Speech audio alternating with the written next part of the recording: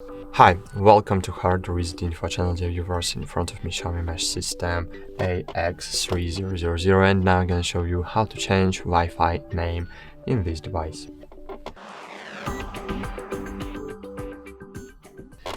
Firstly, open Xiaomi Home application. Here you will see your Xiaomi Mash System. Open it and scroll down and click Wi-Fi settings. Here you will see your 2.4 GHz Wi-Fi band and 5 GHz Wi-Fi band, so you can change the Wi-Fi name of the one and of the two, or the first and second band. For example, I want to rename it to 2 and 4 GHz. Click return, scroll down, click confirm. Okay, and just wait until devices reboots. That's it. Thanks for watching. Like this video, subscribe to our channel, and bye. See you.